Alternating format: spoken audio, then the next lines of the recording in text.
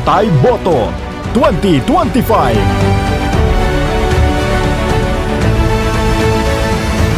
Lightmates muna ang ACT CIS party list sa mananalong party list group sa darating na eleksyon ayon sa pinakabagong survey ng Octa Research.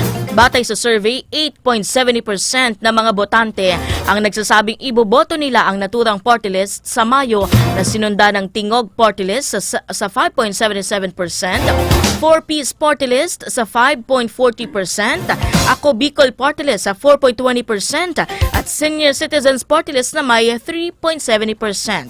Habang pasok din sa survey ang ilang party list group na may posibilidad na ding makapasok sa Kongreso, gaya po ng Duterte Youth, Tupad, Malasakit at Bayanihan, ang Probinsyano at FPJ Panday Bayanihan party list.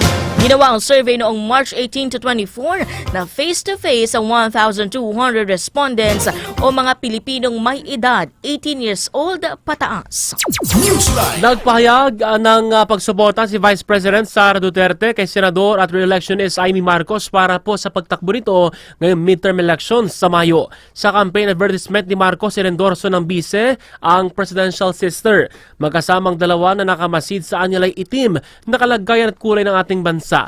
Magugunit ang umalis ang senador sa alyansa ng inendorso po ng kanyang kapatid na si Pangulong Ferdinand Marcos Jr. matapos ang puna o ang pauna nitong investigasyon sa pagkakaresto ng International Criminal Court o ICC kay dating Pangulong Rodrigo Duterte.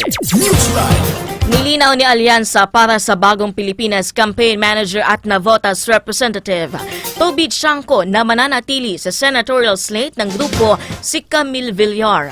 Ito ay kahit na lumaba sa mga litratong kinakampanya na umano ni Vice President Sara Duterte sa Villar. Ayon kay Chanco, bukas naman sila sa endorso ng kahit sino sa kanilang mga senatorial ball at normal lamang ito sa politika. Sinabi rin ito na buo pa rin ang suporta ng alyansa sa lahat ng kanilang mga kandidato, lalo na ang suporta ni Pangulong Ferdinand Marcos Jr. Para kay Chanco, personal na pinili ng Pangulo ang mga kandidato ng alyansa dahil sa malinis nitong mga track record at mahusay at matatag na karanasan sa paglilingkod sa bayan.